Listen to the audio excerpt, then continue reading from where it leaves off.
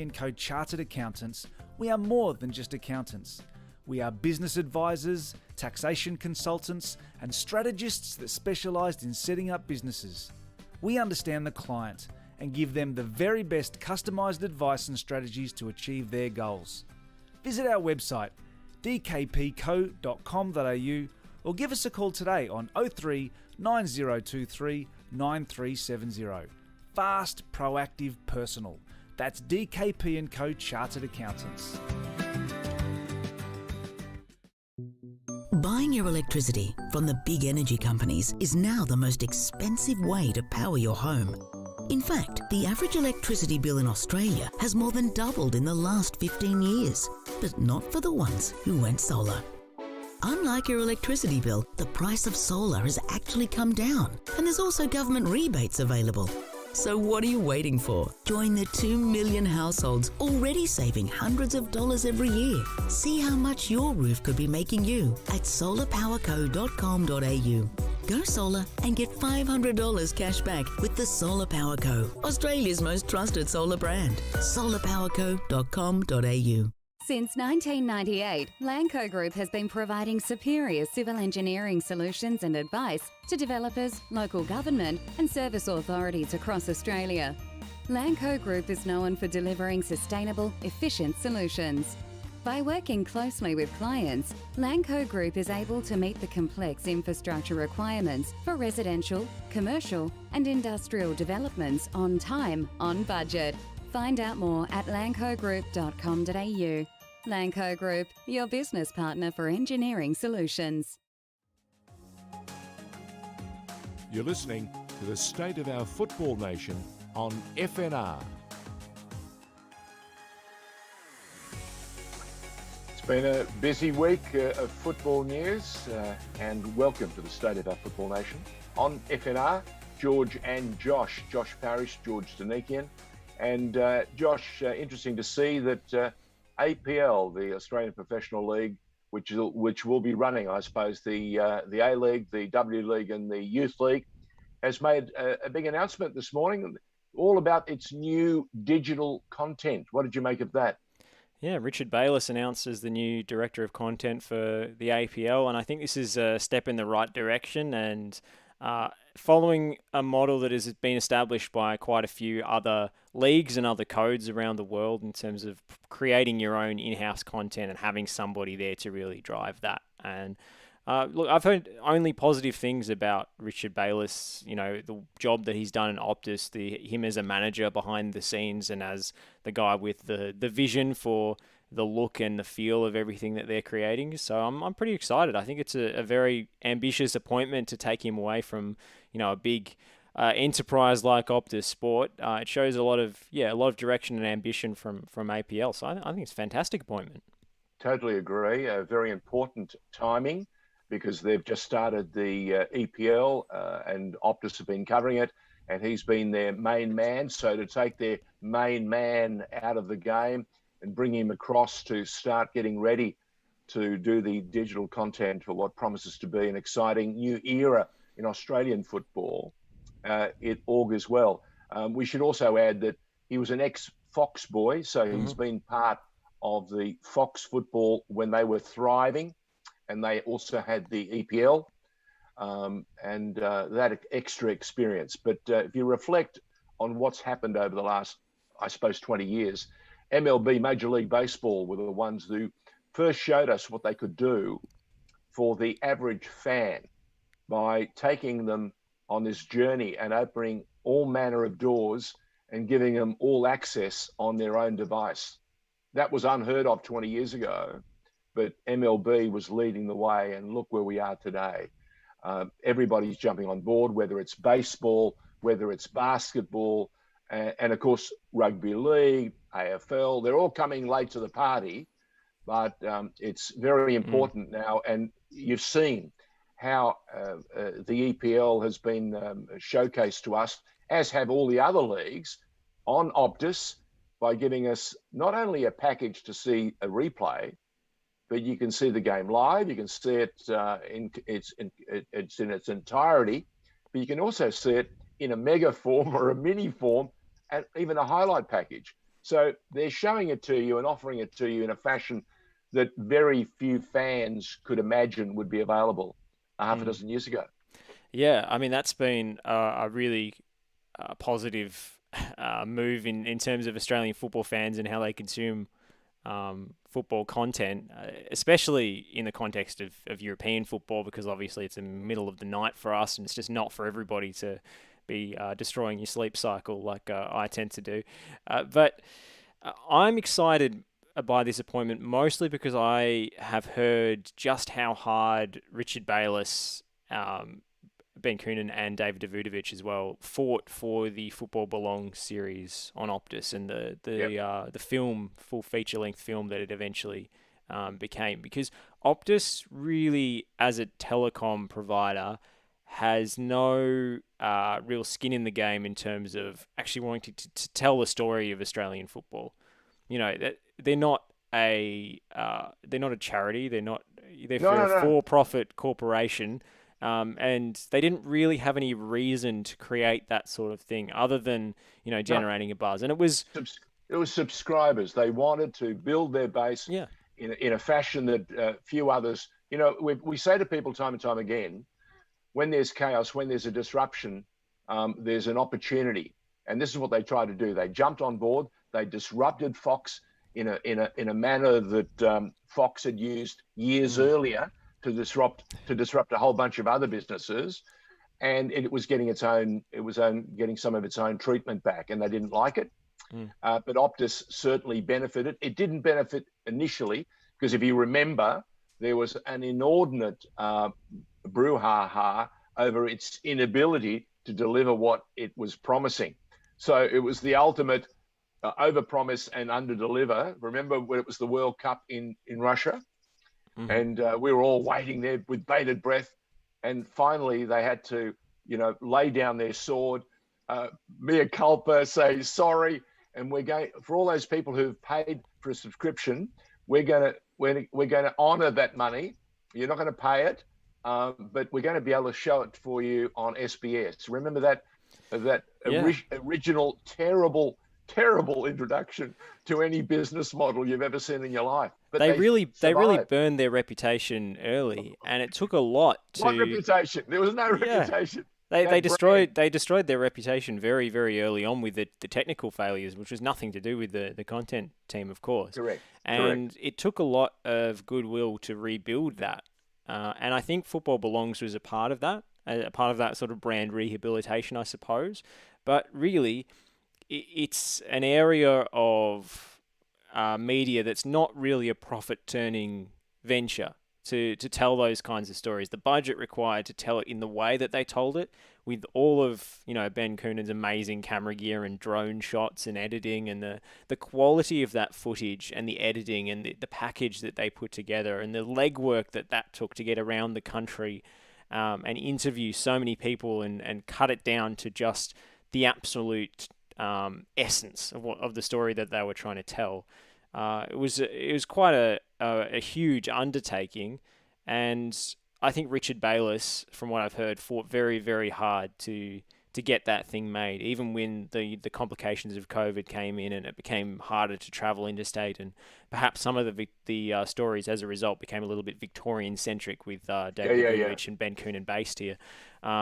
So that's a fair criticism, but just a complication of the times we live in. But I just thought that that work ended up being so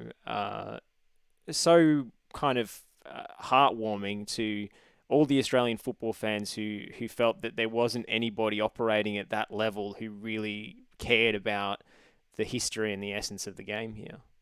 Well, that's a very good point that you make, because one of the other agencies, of course, that has done that from the very beginning has been FNR.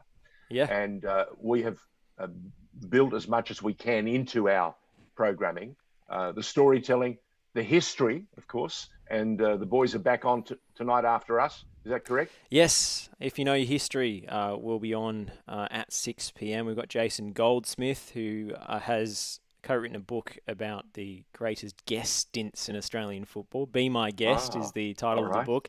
And amongst others, it tells the story of George Best playing on his sort of global world tour that coincided with the end of his real professional playing career, but playing a one-off kind of exhibition game in New South Wales at a quite, Gun for hire. rinky-dink venue. But there are some marvelous stories in the book, which has had its release date pushed back a little bit. But Jason Goldsmith and Lucas Gillard are going to be joining Paul Mavridis after us. I look forward to that, which, by the way, leads to another interesting story going around.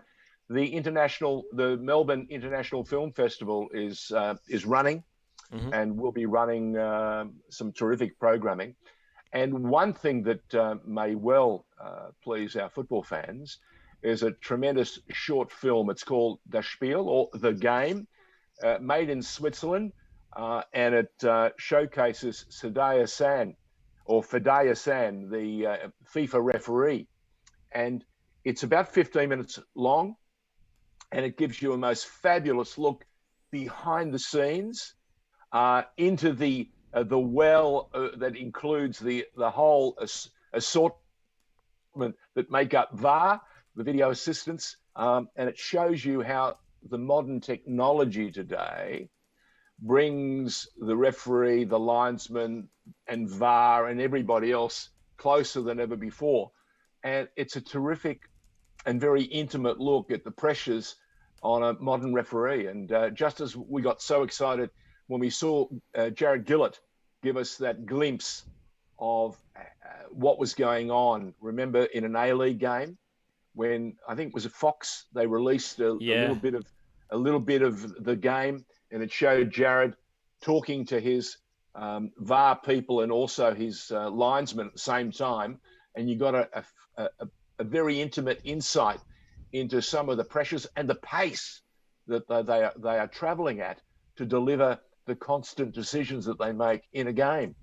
And this film, Das Spiel, certainly worth a look. I think it's streaming, as you can imagine, because COVID has closed down any movement across Australia. We should add, I think Northern Territory is locked down, the ACT is locked down, New South Wales is locked down, Victoria's locked down, and of course, even worse, we have curfews, so we're not even allowed out after 9.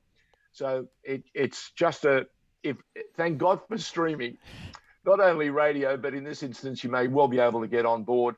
Check out the Melbourne International Film Festival, look up Das Spiel, The Game, and see if you can get on board and watch it. I think it's streaming for free till about the 22nd of this month. So it's really worthwhile, and it'll open your eyes into some of the challenges. Now, you've been a referee, Josh. You'll understand what I'm talking about. For you, I think it'll have added value because you'll be able to see just how much more technology is being used today than ever before. Absolutely, and it also gives you a little bit of a human insight into what the discussions at halftime in the changing room are between the referees, and the way they get their phones out and look back at the decisions and go, "Ooh, did he get the ball there?" Well, in this particular instance, that's exactly what happens. Mm-hmm. You can see that they don't quit. They don't sit back on their laurels. They're reviewing some of the vision from that first half in the event that they got close or misinterpreted or did whatever. It really is a tremendous look behind the scenes and well worth it. It's called Das Spiel, or The Game. Check it out at the Melbourne International Film Festival.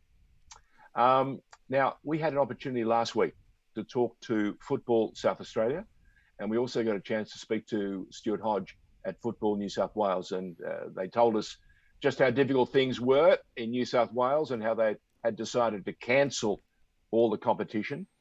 South Australia doing much, much better, giving us a glimpse of some of the action, which is terrific to know that there is football being played.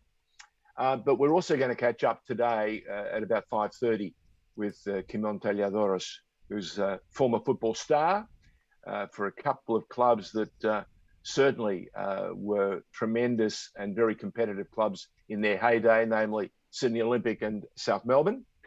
And these days, he's, of course, the CEO of Football Victoria. So I'm looking forward to catching up with Kimon.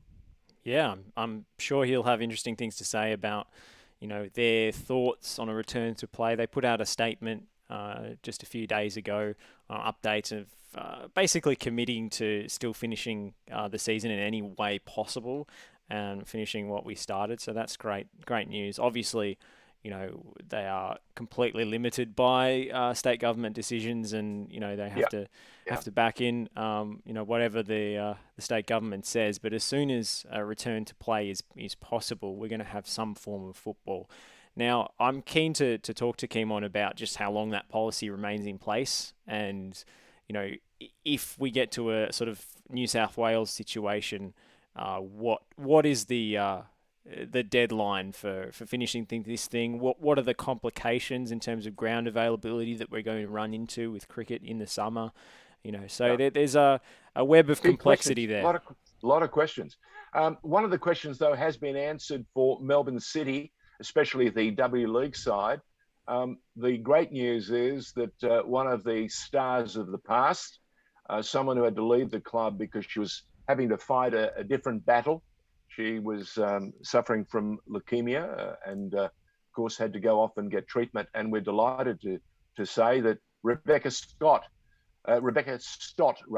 S-T-O-T-T, has chosen to re-sign with Melbourne City. So on one level, a New Zealand international, I would say to you, she's gearing up to try and be a member of the All Ferns when they play in the Women's World Cup, or they host the World in 2023. And Rebecca would like to get Melbourne City's women's team back up and make it competitive. I think while she's been there, she hasn't done too badly. How many premierships do you think she's won, Josh?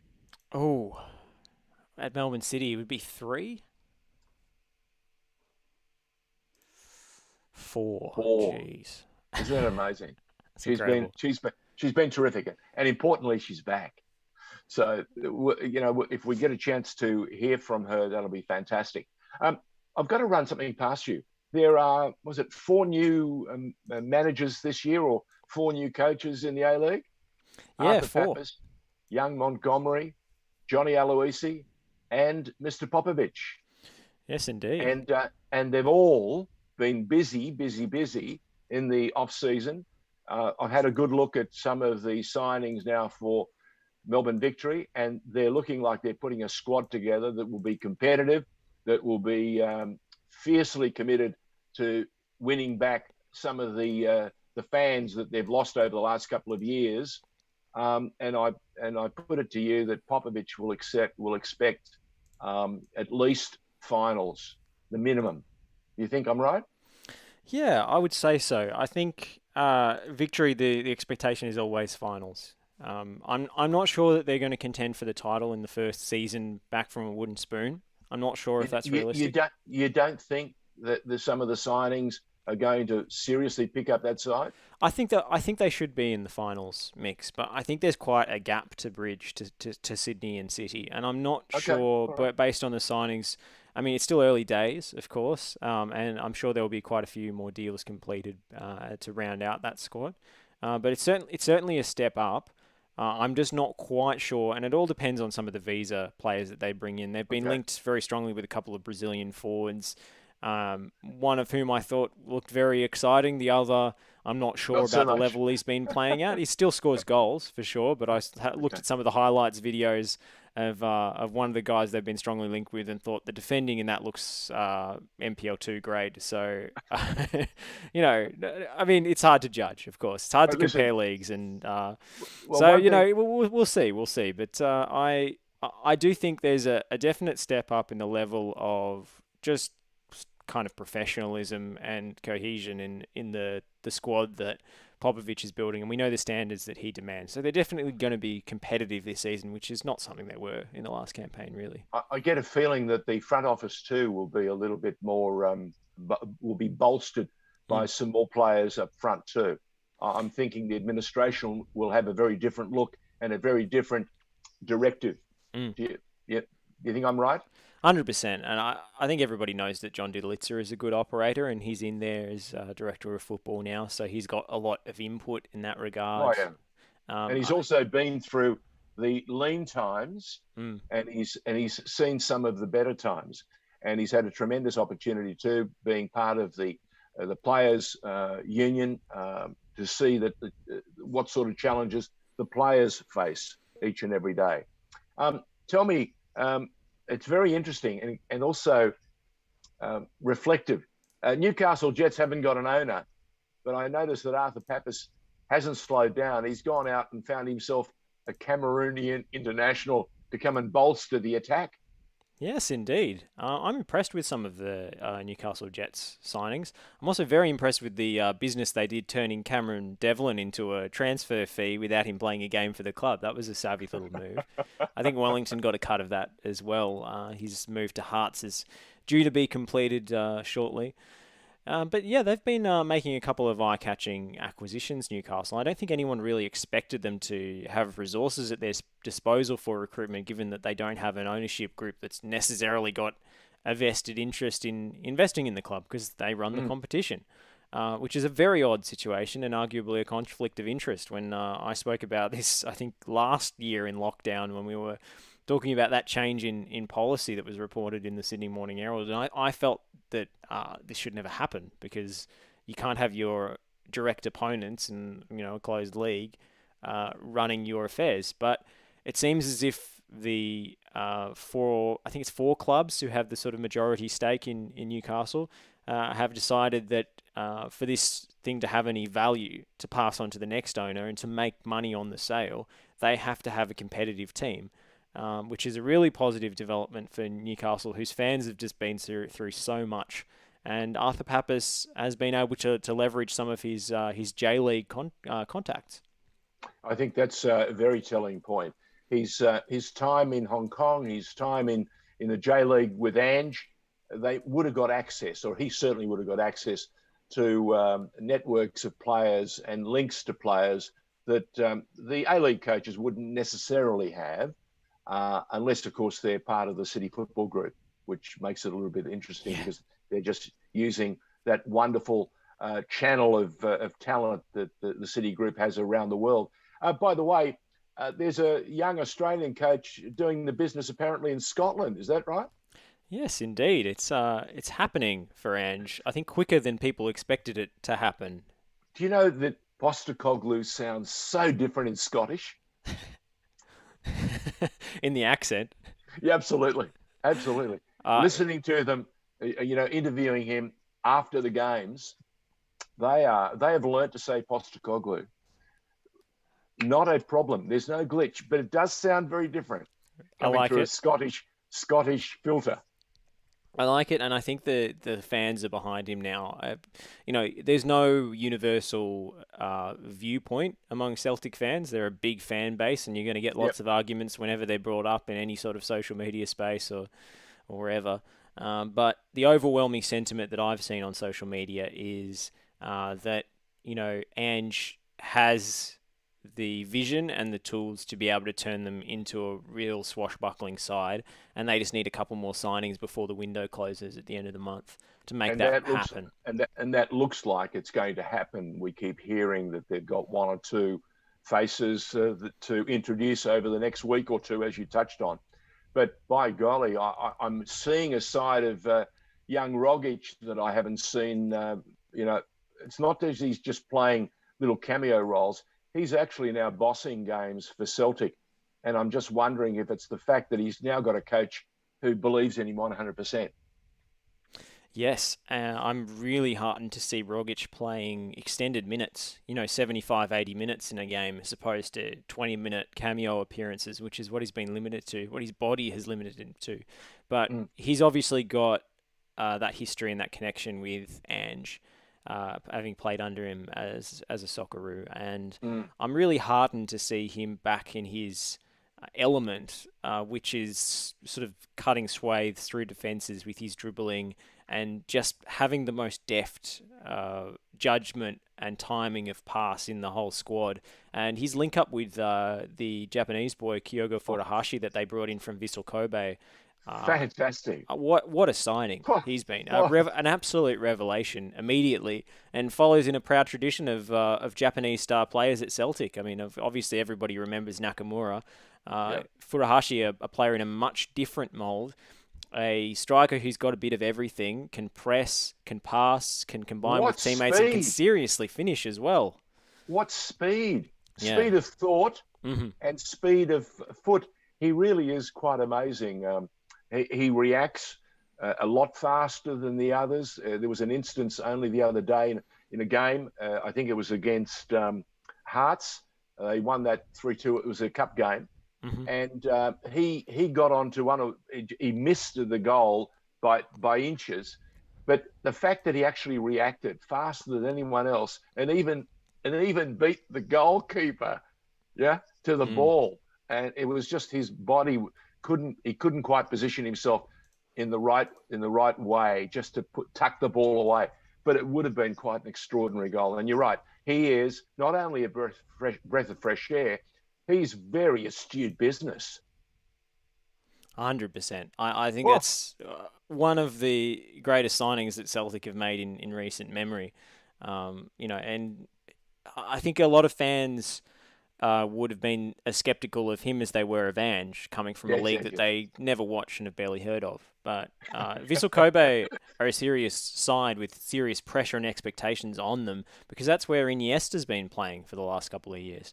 And, they haven't had smooth sailing despite the vast reserves of cash pumped into that club. So I think Furuhashi knows what it's like to play under that spotlight already, having experienced it at Vissel Kobe in a way that you rarely would in the J-League. It's only a couple of those clubs like Urawa Red Diamonds and maybe you could say Kawasaki Frontale as well. I'm not an expert on the J-League, but I know that these clubs have huge fan bases and huge investment behind them, particularly Vissel Kobe. So he's shouldered a lot of the attacking burden there in terms of goal scoring. When Iniesta puts a ball through to you, you're expected to score. So he's got some experience at a high level of pressure, and I think that's serving him well in Scotland. And he also has already worked out a routine for himself whenever he scores a goal. What is it? Is it who was it? Hwan-Min Song.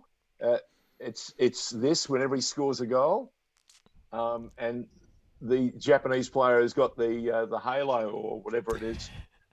They're tremendous. That his contribution has been seriously exciting. And I read something only this morning from someone who had been very measured and very heavily critical of Ange Postecoglou's appointment. And he was saying, I've got it wrong. And I need to say so right here and now. I like it. It's just fantastic. Getting out ahead of the backlash. Oh, yeah. No, before they win the title. Yeah, I think the movement and the succession of victories and the I think it's the style of play too that's not only reinvigorated Scottish football, but has excited people who haven't seen the brand Celtic before because they've never seen it played quite like this before. Well, it's certainly a draw for Australian fans to watch a league that they would never otherwise watch unless they had some sort of other familial tie. Are you monitoring my media habits? Are you? I'll have to make a confession. I haven't watched too much of Celtic or Rangers over the years, but I think I've watched the last 5 games that Ange has managed at Celtic. So I'm actually not only following what's going on at the moment, but I'm glued to everything that's coming out of the Scottish Premier League at the moment. I want to see, and I think you and I agree on this, we would love to see Ange continue this journey and do something quite amazing, because whether we understand it or not, Australia will be judged. I know it's a bit crazy to say, but Australia will be judged on what Ange is doing. And also, we must add what Kevin Muscat is doing at Yokohama Marinos in the J-League. Yes, indeed. He's had a terrific start in terms of results. A couple of hairy moments here and there in the games themselves, but they've kept pace in the title race, which is not something that I think many J-League observers expected them to do. They expected the league leaders, Kawasaki, to run away with it. So a great start for Kevin Muscat. He hasn't lost yet. They had a 5-1 win over Oita Trinita. in their last game where one of their players, Dyson Maeda, scored a hat-trick, and the third goal in that hat-trick is a chip from about 25 metres diagonally over the goalkeeper from sort of the right corner of the box all the way into the left inside post, and it's just a stunning goal. It's worth a watch if you haven't seen it. But George, we better take a break because we've got Kimon Taliadoros in the waiting room. Done. Bring it on.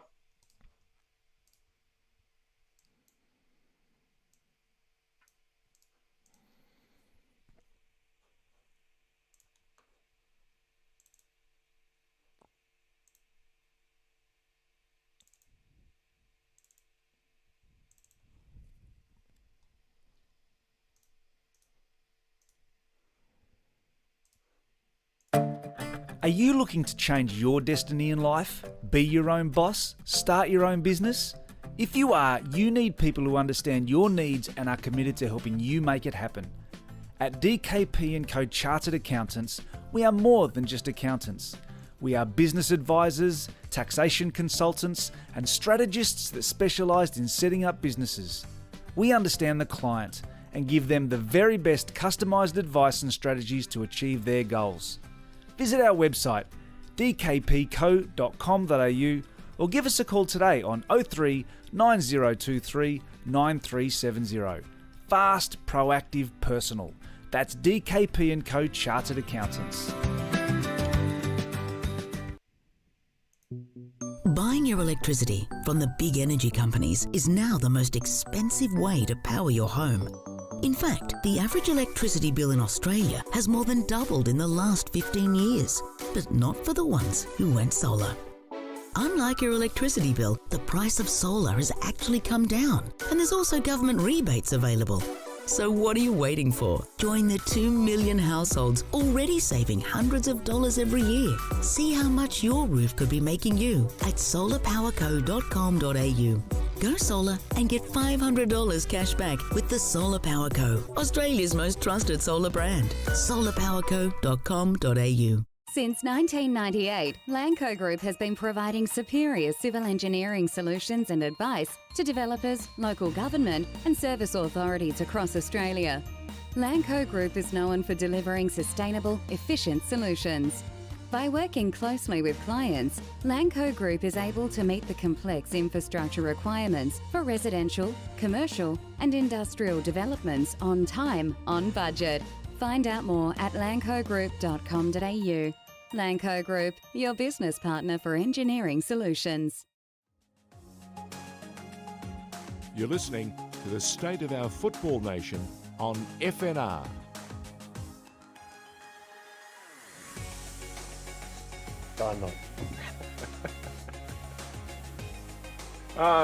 Football Nation radio. It's a very exciting platform.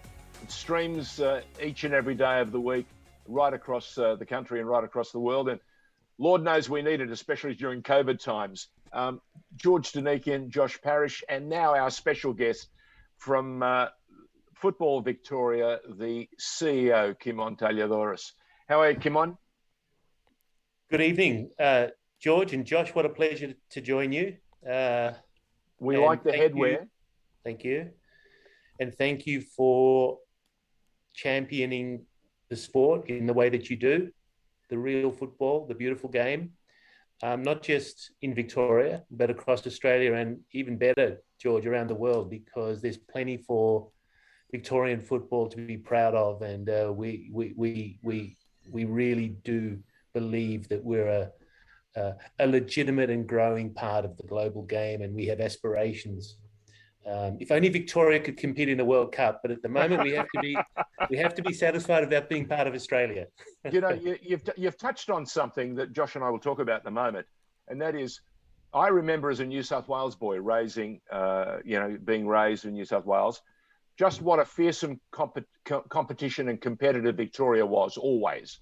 At junior level, whenever we played the states or the nationals, we always knew we were up against it when we were playing Victoria. And then later, when I got into the media career, I understood how much more passionate and the nursery of Victorian football. Right. And the history goes back, as our programming shows you each and every week when we talk about, do you know your history? And we go back and we talk about some of the greats. And we've had some tremendous guest appearances. We've had some terrific cameos, and we've had some wonderfully talented footballers make their home in Victoria. And they've enriched our country, they've enriched our community, and they've enriched our football. But I want to take you now to somebody who right now is making a new bit of history for Australian football, and especially Victoria. His name is Ange Postecoglou at Celtic. What do you make of that? And Josh and I have just spent about 5 minutes raving over what we've been watching over the last half a dozen weeks coming out of, the boys in Celtic. Yeah. And there are, of course, a lot of Celtic fans in Victoria who would be so delighted and happy. Look, George, it's been fabulous, hasn't it? Especially the roller coaster. I'm on Twitter. Twitter's my preferred form of social media. So you watched the venom come out of nowhere, huh? Right. Just when Ange's name was first raised as a prospect for Celtic, you might recall, was it a month ago? It's like just over a month ago. It might have been a couple of months now. I think it was a couple of months because they took them quite some time to actually confirm the appointment. We had about three weeks where it was like Eddie Howe, but they're talking about this guy from Australia. Can't pronounce his name, but you wouldn't make a decision like that, would you? They did. And the dividends are starting to flow. Ooh. And it's quite staggering to have watched that. To have watched the ebb and flow of the social media, if that's any indication of how the Celtic fans and Celtic themselves are sort of going. And picked up my phone this morning and hopped onto Twitter and saw the adulation and for Ange and even Ange sharing some of himself. I saw about he referred to his dad. That's pretty unusual for Ange so early on. And I think I'm glad you're giving us that insight, because Josh and I know Ange from different bits. I know Ange from certain things that I've been involved with. Josh has seen him from another level, but you've been in the dressing room, you've been on the pitch, you've been on this journey with him, supporting him in many different forms over the years, as mates, as contributors, and as companions. Give us a sense of deep down what it means right now for us, for all of us, to have something like this going on. And I said to Josh before you came on, and I wasn't too disappointed to tell him that I've watched more Celtic football in the last 4 weeks than I've watched in the last 10 years. And I wasn't ashamed to say it. I was very proud to say it. Yeah, absolutely. And it's, there's so much great football to watch at the moment. And now that Celtic have subscribed to the way in which Ange plays his football, I'd imagine that they'll have a lot more people watching them too. And there's a reason for that. And I can talk about the Ange I knew and played with. Go on. Rather than necessarily the coach, And so I played with Ange at South Melbourne from the mid 80s through to the early 90s. So in that time, I knew Ange to be a fearsome competitor. I knew him to have a deep interest in the game and understanding the why of the game. The detail mattered to him, but very little trumped his competitiveness. He was ferocious on the field. He set high standards at training and off the field as the captain from a very young age. He inherited the responsibility of leadership of probably one of Australia's largest clubs at the time, and particularly being someone of Greek heritage and being the captain of South Melbourne at a young age, enormous responsibility in the community. And he wore it with pride and delivered it with aplomb. He was remarkably successful before. Of course, he then went on to be to demonstrate that as a coach and even as a commentator. You may recall the times when he wasn't coaching. What he brought to the commentary was the insights that I think delighted many fans. when he was commentating on the A-League at the time. And, that's a sign of the individual. And I think that says to me that there's someone there with the intellectual capability and the characteristics and the commitment at a global level. And that's where he is, and that's where he deserves to be. And I think so. On that basis, it's fabulous to think that someone from humble beginnings here at what would otherwise be considered a football backwater has such a tremendous future ahead of him. He did a wonderful job at the J-League. We should never forget what he did in the J-League. It was remarkable. And one of his I suppose, apprentices has now picked up the cudgels and doing a wonderful job in the J-League as well. Someone very well. And they both are enormously combative, aren't they? They're enormously loyal, correct? Yeah. They don't suffer fools. Yeah. And they both want to win. Yeah, and I think they're deeply Australian characteristics. Not unique to Australia, of course, but certainly the Australian. But what they've also done is they've invested in their knowledge, and they've invested in their professional development, which then allows them to grow and develop and then take on the next challenge. So I think that's where those two in particular, I think, have been quite exceptional. And because it's a global game, it's globally competitive, which means even local coaching jobs have high expectations. The criteria are set very high for our A-League and W League coaches. And so anyone who hopes to have a successful career on a medium to long-term basis has to invest in their capability. And otherwise it's just too competitive. Everything's on the margin. And so unless they're equipped with all that's required, and it's not easy, all that's required, it can often mean a very short career in the coaching rank. What you're saying is that the better armed you are with the credentials and coaching degrees, the better you are to put that CV forward and give yourself a chance to get a job anywhere in the world. And this is what these two young men are doing. They're breaking down door after door after door and shaking the media that has been, especially in Britain and in Scotland, so ensconced that they thought this was an absolute slur. So for Ange to be doing what he's doing in just a short window, all right, it's going to be a long season and there are going to be some setbacks, but by golly, I cannot tell you how excited I am, and Josh too. We talked about it before you came on. Just what it could mean for the game.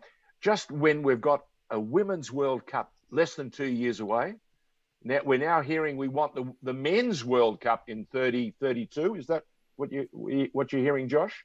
We're making a bid. We're making a bid. So what does that mean? We know that went poorly last time, but I think we've hopefully learned the lessons.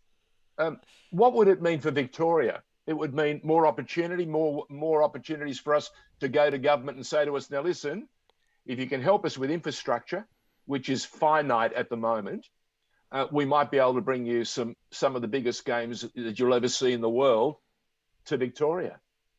Yes, George. Is that what it means?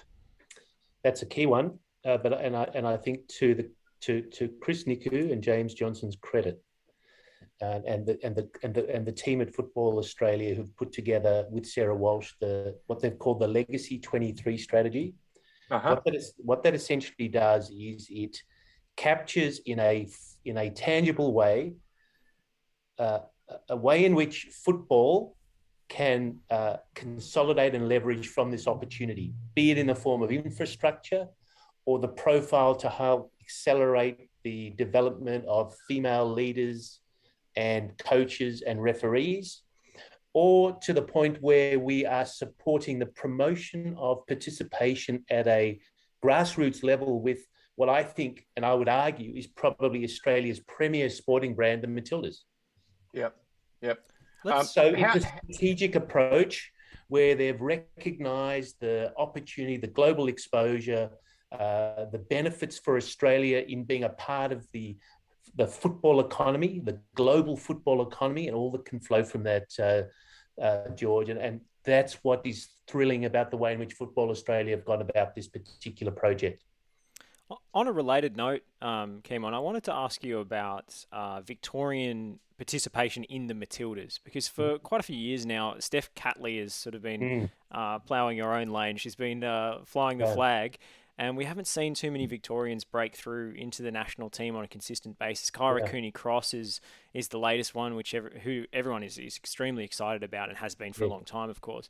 But I've been heartened to see the progress being made by what might be a group of future Matildas, which is the FV emerging squad in the MPLW. And, you know, the lift in quality and standard in that program just over the past year or two has been quite staggering. And this current crop seems to be very promising. So what's gone into turning that kind of production line around and maybe getting us a few more Victorian Matildas to cheer for? Look, I suppose the reality, Josh, is it's called resources. Really, it's really that simple, you know. And so if Australia, or Victoria for that matter, has aspirations to develop exceptional players that can compete on the global stage, it's going to be, you know, one of 1,000. And so if we're hoping to produce, you know, 3 or 4 every few years, you know, you reverse engineer the maths, which means that we really have to ensure that enough girls are playing and interested in playing.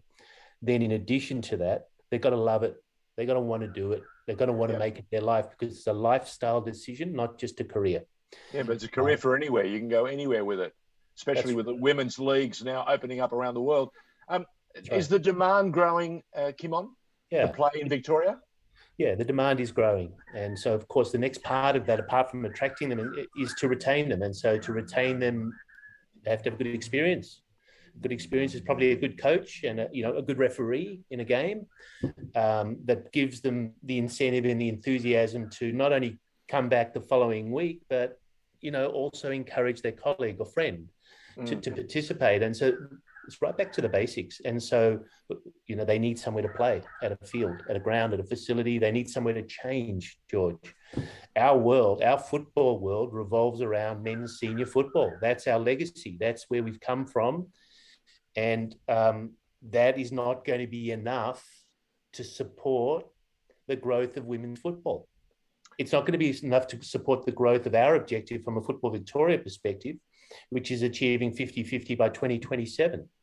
So when, you know, your comment, your question to me, Josh, was, well, why? The why is that because, you know, the investment, the necessary investment is the only opportunity where we have the chance of generating the returns and the dividends. And even that is speculative. We know it's speculative. All around the world, the best development leagues and clubs have invested a fortune, and there's no magic formula. But at the very least, there need to be enough players playing and wanting to play into their 20s and 30s before that even becomes an opportunity for us. Over the last year, we've had a chance to talk to some of the regional areas of Victoria, and they're struggling to have a decent ground to play their game. And when the conditions turn crazy, they actually have a flood. One of the examples that we were talking about with one of the young girls playing, they play out near Dalesford Way, right? And whenever it rains, their ground almost becomes a lake. So what can we do to help them and to give them a better pathway and give them every opportunity to compete in a manner that you and I used to be able to do when we got a chance to play on some of the best pitches in the country? Yeah, and well, you know, underwater football is not the solution there, George, when it becomes a lake. Not unless we're talking water polo. If we're talking water polo, that's different. Well, Australia's great at water polo too, but you know, if I just rewind that and think, you know, a lot of Australian football pitches, I mean, we have the legacy of an underinvestment in Australian football infrastructure over many decades. And even if I go back to my early days at Box Hill, where I played my junior football, the pitch was built on a tip, George. It was the only ground that was available at the time to be allocated to football. Okay. Did you have a cricket pitch on it? No, fortunately not, because the cricketers, the cricketers didn't have to play on the tip. All right. Okay. So So we had all of that. Yeah. So the point I'm making is that really, and in the current context, because we haven't had the level of investment to support the demand for women and girls playing football, we're scrambling. And we got a lot of catching up to do. Yeah, we do. And so our task is to do two things. The first one is to ensure that all levels of government, including local, council and state in particular, are aware and understand the demand and the unmet demand and how it is we can go about solving it, because that's critical. That is absolutely critical. And my predecessor, Peter Philopoulos, when he was sitting in this chair, made that his absolute priority for the several years that he did. And there's good reason for that, because it's inhibiting our growth. And in particular, it's inhibiting the growth of girls and women. Now, that's just somewhere to play. What about facilities? Somewhere to change, somewhere they can be comfortable at a club, an inclusive environment. So there are a lot of elements to it, but at the very least, our job is to advocate strongly and ensure that government are aware. Clubs also need to be aware, George, that for them to grow and succeed over time, for them to be prosperous, for them to be a pillar of the community, they need to reflect their community. And half our community is not male. So these are the really significant challenges for us. And Josh, so these are the sorts of things that I suppose at a very deep strategic and fundamental level, we have to tackle as the governing body to enable our clubs to then benefit and grow and use their enthusiasm, their entrepreneurship, their innovation, and their great love of the game to be able to deliver at the local level. Josh? To rewind from sort of the very maximist kind of macro perspective, I should say, the big picture, into the very immediate term, we've got this situation at the moment in lockdown where, hopefully we're returning to play. We don't really know. I know all the clubs and all the players, all their questions will be about whether we get a season, and the crunch on kind of facilities and fields to be able to play on is going to be even more keenly felt as we approach, cricket. So change of season. Yep. Is there a sort of deadline where we have to say, we're losing another half a year after, the kids lost an entire year last season? Or is there an opportunity to go into the summer and play some sort of, differently organised competition where we could actually get some football out of this this turgid year that we've had? Yeah, exactly right, Josh. It depends on the competition. So, for example, we have a number of competitions that have access to facilities over the year, and so there's greater flexibility there to try and finish the season. For those clubs that share facilities with other sports, in particular cricket, usually the handover would mean that is sort of early September, but we're very grateful to Cricket Victoria and to the councils for working with us to try and extend that a couple more weeks, so our community teams, our kids and juniors in particular, the mini roos, can play more of a season, and before we have to hand over to cricket, and rightly so, because they need to then commence their season. Correct. And then aside from that, Josh, I suppose what's becoming evident, if it hasn't been for some time, is that there's demand for football all year round, right? And most of our competitions sort of operate in the winter. And so over spring and summer in particular, there are an enormous number of people playing social football, five-a-sides, mini comps, and all these sorts of things. And so that's an area where we as Football Victoria feel we need to support to ensure that there's a greater opportunity and access for people that want to play, particularly because they didn't get a full winter in. But even apart from that, all the benefits of just simply kicking a ball around with friends, and all the different formats, the walking football, the five-a-sides, futsal. Yeah, that's right. That's right. And so that's the that's the beauty about football, isn't it? I mean, I think any number of formats appeal to any number of people. And so as a governing body, recognizing the demand and the shifting change in the market is important for us to ensure that we're fostering that and supporting that growth. We've run out of time, unfortunately.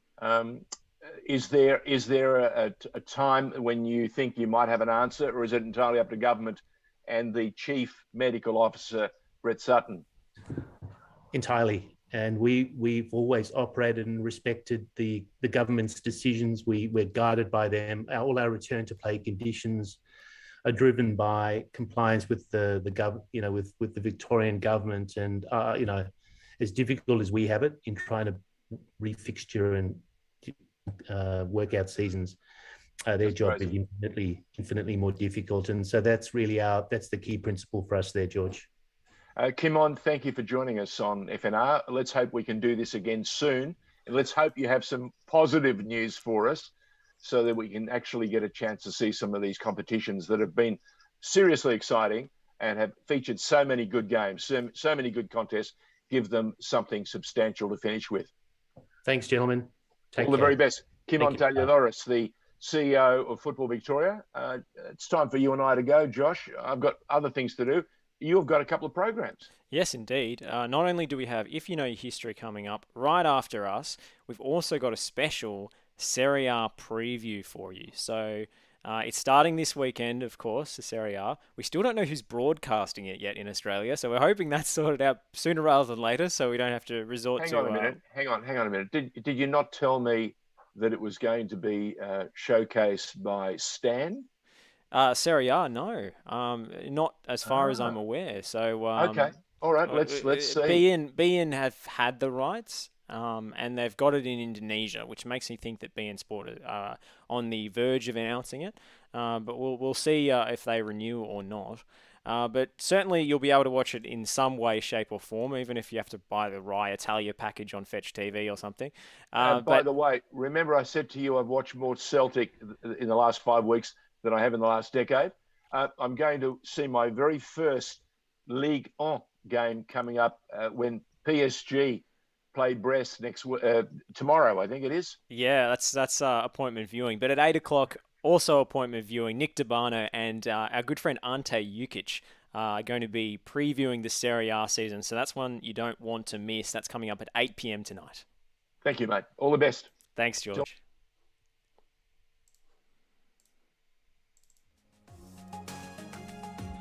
You're listening to the State of Our Football Nation on FNR.